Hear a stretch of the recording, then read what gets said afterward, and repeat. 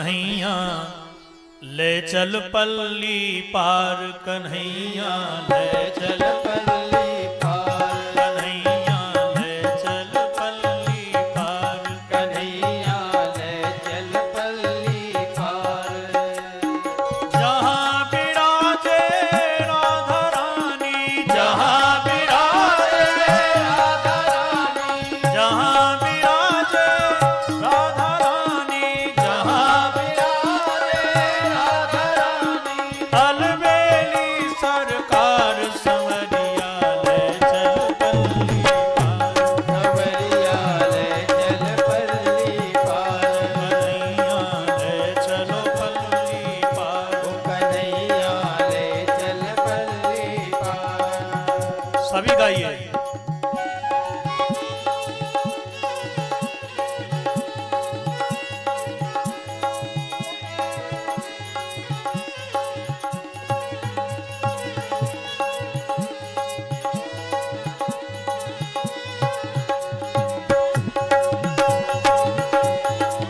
श्री हरि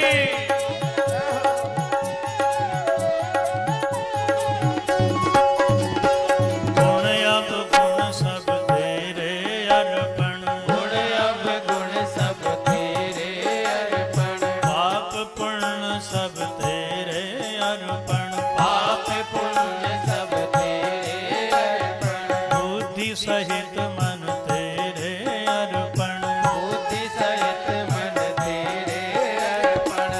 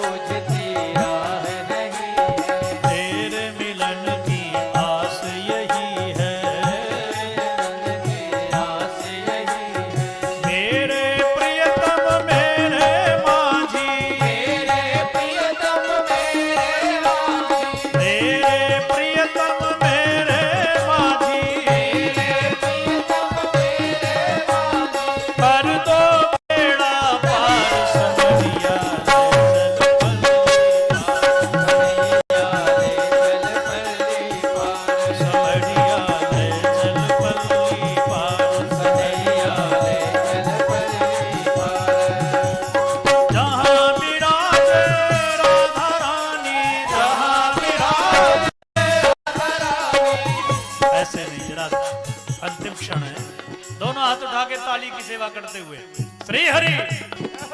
सभी लोग पीछे वाले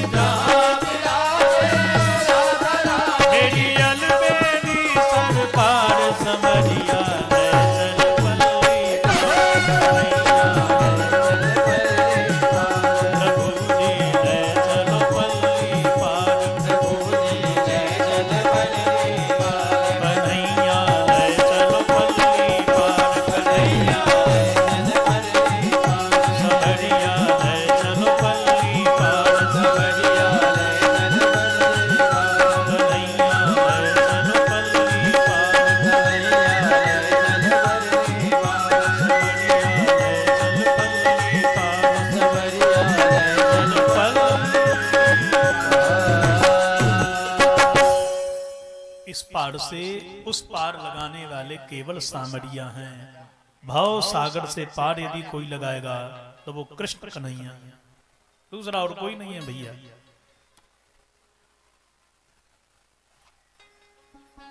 सुदामा जी के नेत्रों से आंसू गिरने लगे।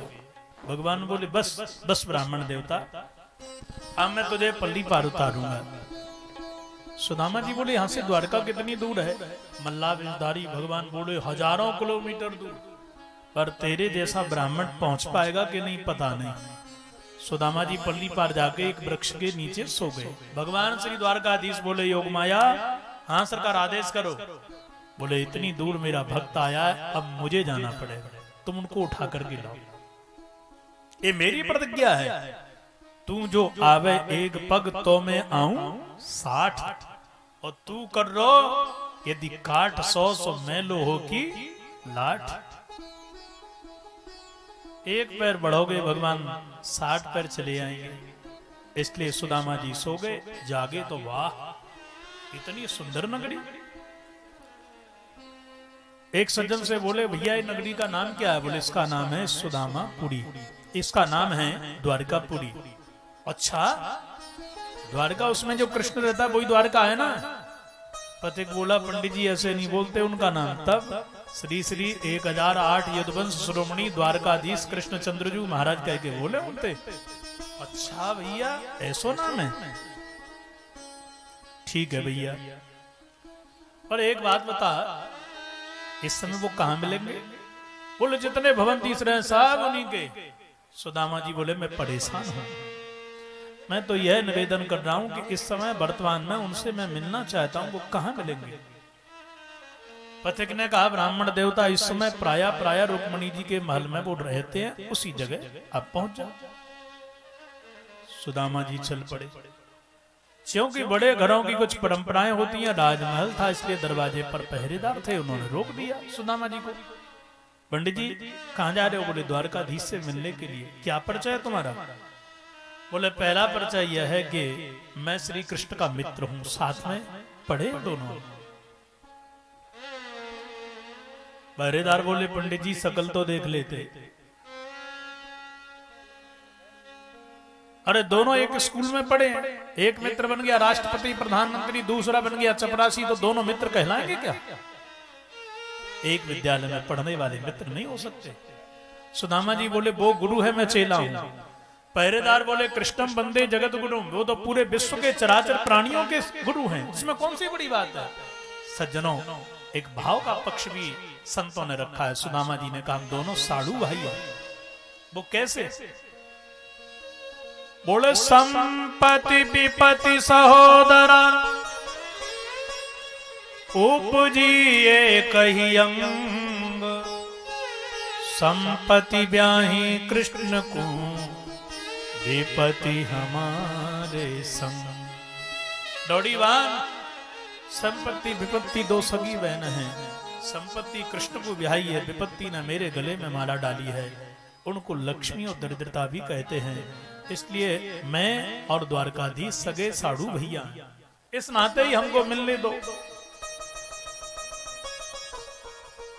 भाव देख करके डोडीवान बोला, देखो पंडित जी, अंदर जाकर के हम आपकी बात को रखेंगे, हम ठहरे कर्मचारी, यदि द्वारकाधीश का आदेश मिलेगा तो आपके लिए हम जरूर मिलाएंगे। डोडीवान पहुंच गया, जाकर के बोलने लगा, प्रभु आपकी जय हो। क्या हो गया? दरवाजे पर एक पंडित जी आए आपसे मिलने के लिए, आपके दर्शन चाहते हैं। भगवान ने कहा, मैंने ब्राह्मण और संत के लिए तो कभी रोका ही नहीं। बोले, ब्राह्मण ही ऐसा है? कैसा ब्राह्मण है?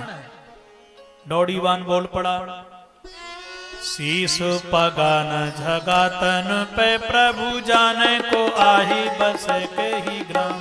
शीस पगान झगातन पे प्रभु जाने को आए बसे की गामा। धोती फटी सिलटी दुपटी और पाँव पानह की नहीं सामा। धोती फटी सिलटी दुपटी और पाए पानह की नहीं सामा। द्वार खड़ो तुझे दुर्बल ये रहो चक सो बसुधा अधीरा। द्वार खड़ो तुझे दुर्बल एक रहो चक सो बसुधा अधीरा। पूछत दीन दयाल को धाम बतावत आपनो नाम सुदामा। पूछत दीन दयाल को धाम बतावत आपनो नाम सुदामा। पूछत दीन दयाल को धाम बतावत आपनो नाम सुदामा। पूछत दीन दयाल को धाम बतावत आपनो नाम सुदामा। नाथ, पहरेदार बोले, दरवाजे पर ब्राह्मण देवता खड़े हैं, माथे पर पगा नहीं, धोती फटी पहने, उपाहन पहने के लिए नहीं, पैरों में फपोले पड़ गए हैं, दीनहीन ब्राह्मण हैं। भगवान को धीरे धीरे याद आने लगे, उसका नाम क्या है? बोले, द्वार खड़ो दुज दुर्बल एक रहो चक सो वसुधा विरामा। पूछत दीन दीन दयाल को धाम बतावत बतावत आपनो नाम सुदामा। अपना नाम सुदामा बता रहा है। इतना सुना कि प्रभु सिंहासन पर बैठे थे और नीचे कूद पड़े, कहीं दुपट्टा, कहीं खड़ामा, कहीं छत्र। सुदाम भैया, ओ सुदाम भैया, दौड़ पड़े। सुदामा जी खड़े खड़े रो रहे हैं, भूल गए। इतने दिन उनको अब थोड़ी याद रखेगो, पर कानों में आवाज पड़ी, सुदाम भैया। अरे मेरे कृष्ण की आवाज है। उधर से देखा श्याम सुंदर दौड़ते चले आ रहे हैं, तो सुदामा जी इधर से दौड़ पड़े, दोनों जाके गले लग गए। सुदामा जी की जन्म जन्मांतरों की पीड़ा मिट गई, पर प्रभु फूट फूट करके सिंहासन पर सुदामा जी को बैठा दिया। चरणों में भगवान बैठ करके रो रहे। मेरे से लोग जगन्नाथ कहते हैं, जगतपति कहते हैं। अपने मित्र के दृढ़ नहीं सुधार सका, वो कैसा जगतपति? देख सुदामा की दीन दशा, करुणा करके करुणा निधि रोए। देख सुदामा की दीन दशा, करुणा करके करुणा निधि रोए। पानी परात को हाथ छुओ नहीं, नैनन के जल सो पग धोए। पानी परात को हाथ छुओ नहीं, नैनन के जल सो पग धोए। पानी परात को हाथ छुओ नहीं, नैनन के जल सो पग धोए।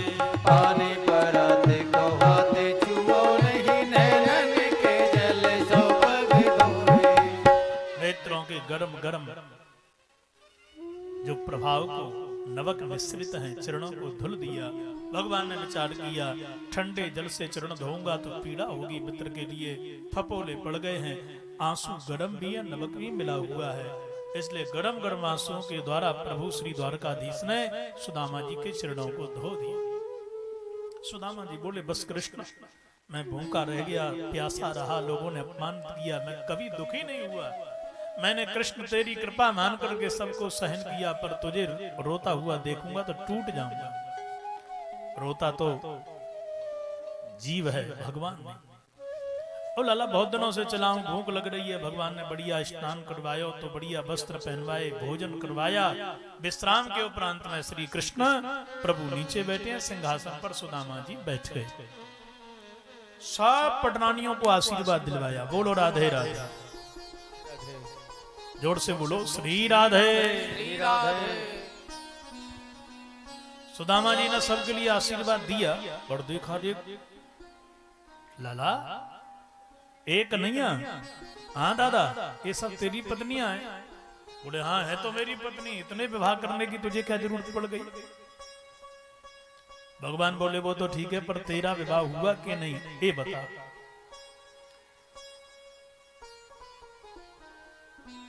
आपी ब्रह्मन गुरुकुला भावताल दक्षिणा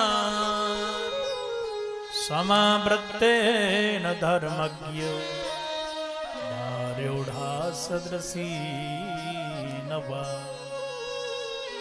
द्वारकाधीश बोले बड़े भैया सुदामा, तुम ये बताओ कि तुम्हारा विवाह हुआ कि नहीं?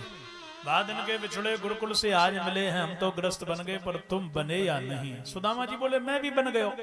अच्छा तो भाभी कैसी हैं? सदृशी नवा, तेरे अनुकूल है कि प्रतिकूल? भाभी कैसी मिली मिले मन तुमरो बाते।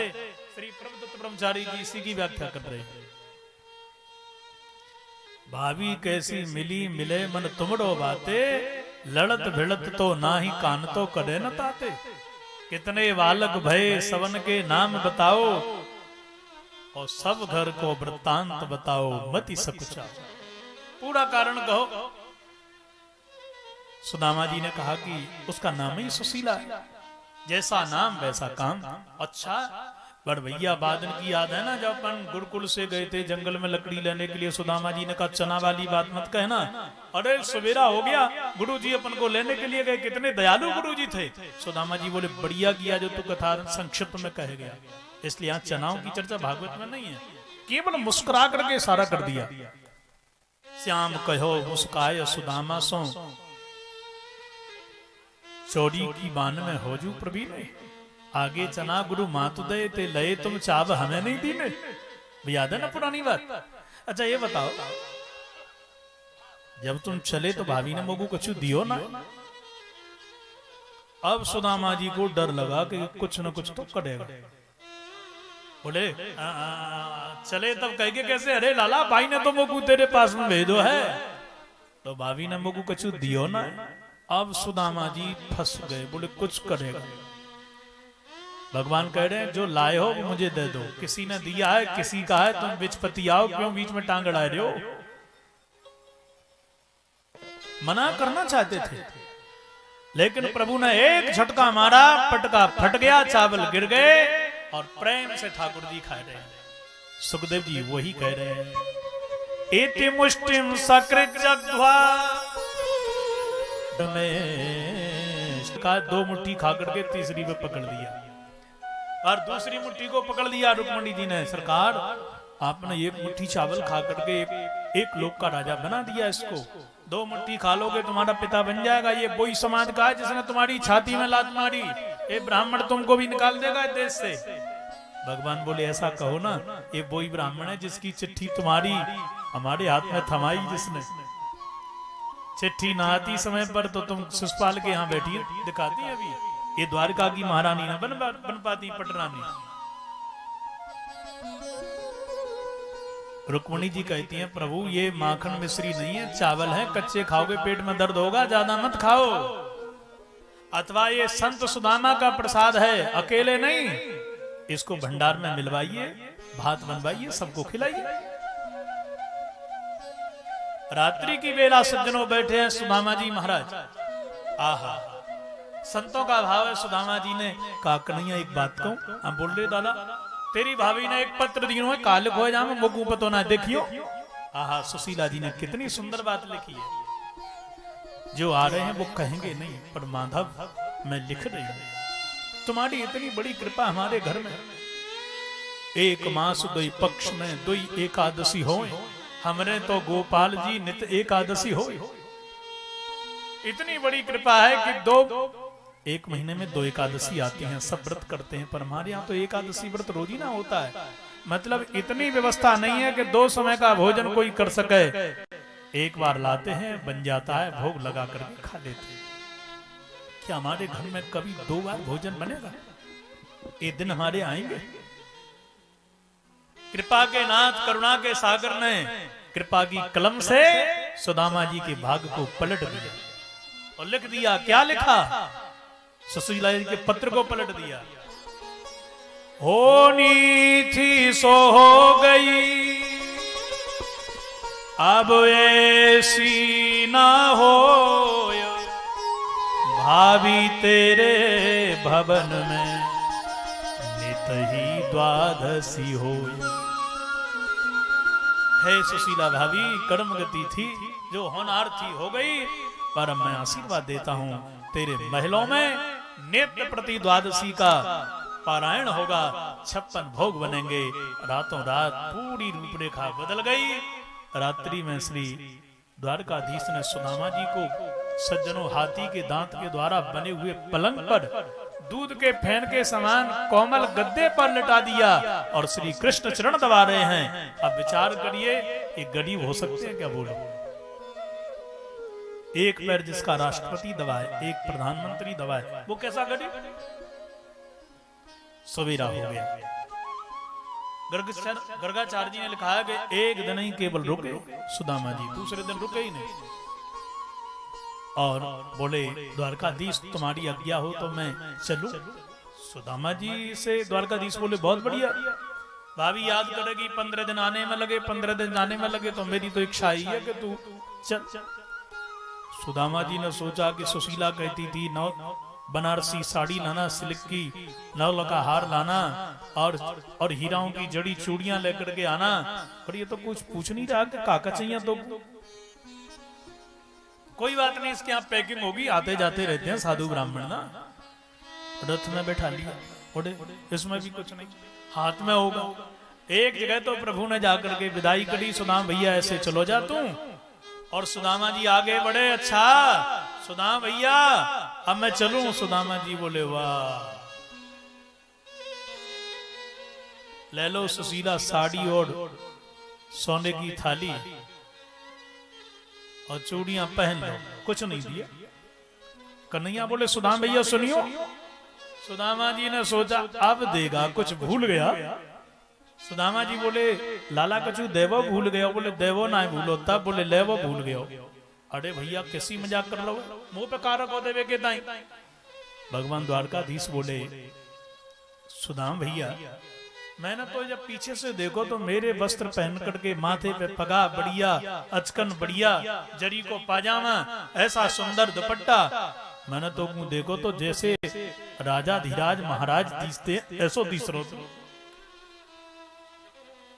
मैंने विचार की नो जंगली इलाके से जाएगा, जब डकैत मिलते हैं ना तो पहले तो ठुकाई पिटाई करें, बाद में छीने वो। और तेरे पास मैं जानता हूं कुछ है नहीं है, पर तेरे वस्त्रों के कारण डकैतों को, चोरों को ऐसा लगेगा कि पैसे वाला है, तो जिन वस्त्रों के कारण तेरी पिटाई हो ऐसे वस्त्र उतार के मुझे दे, मेरे वस्त्र मुझे दे दे। सुदामा जी बोले, वाह रे द्वारकाधीश, कितना बड़ा राजा, देखो सोने की नगदी, हीरा मोतियों की कमी नहीं, वस्त्र कितने ढेर लगे हुए हैं, पर एक जोड़ी वस्त्र नहीं दे सका मोगू। सुदामा जी ने उतार के दे दिए। बोले, एक बात कहूं रे कन्हैया? हाँ बोल दादा। बूढ़ी नहीं मानी हो? बिल्कुल ना मानूंगो। तू बड़ो राजा तो बन गयो, पर पुरानी आदतें बिल्कुल नहीं गई तेरी, वही पुरानी की पुरानी आदतें। अरे भले आदमी एक जोड़ी वस्त्र पहन करके मैं चलो जाता हूं तो तू भिखारी थोड़ी हो जाता। भगवान बोले, जा भाभी तो को याद कर रही है, अभी नहीं जान पाएगा, तू वहां अपने घर पे जा। सुदामा जी बोले, वो तो मैं जा ही रहा हूं, पर जब पीठ लगी गोविंद से, द्वारकाधीश से, सुदामा जी के नेत्रों से झरझर आंसू गिर पड़े, रो रहे, बोल पड़े, क्वाहम दरिद्र पापिया, को कृष्ण श्री निकेतन ब्रह्म बंधु स्म बाहुभ्याम परिरंभिता। कहां मेरे जैसा दरिद्र पापी, कहां लक्ष्मीपति त्रिलोकी का नाथ कृष्ण मुझे कैसे हृदय से लगा लिया, रो रहा था, आंसुओं से मेरे चरणों को धो दिया। ऐसा दीन बंधु दीनानाथ जगत में मैंने किसी को नहीं देखा। रोते रोते पहुंच गए जहां झोपड़ी थी, वहां सुंदर नगरी। सुदानवी जी बोले, अरे मैं तो झोपड़ी छोड़ के गया था, यहाँ पूछत पांडे फिरे सबसों पर झोपड़ी को कहीं खोज न पाया। अरे ये झोपड़ी कहां चली गई? एक सज्जन से पूछा, क्यों भैया ये नगरी को नाम कहा है? सज्जन बोले, ये नगरी का नाम है सुदामापुरी। अरे भैया मेरे नाम पे बनी है, कोई और होगा, हम तो गरीब ही ब्राह्मण हैं। कहां गए हैं? द्वारका गए हैं। कब आवेंगे? कब के गए हैं? 1 महीना हो गया, आजकल में आने वाले। उनकी पत्नी सुशीला यहाँ पर है, ज्यादा बात करने का समय नहीं, आगे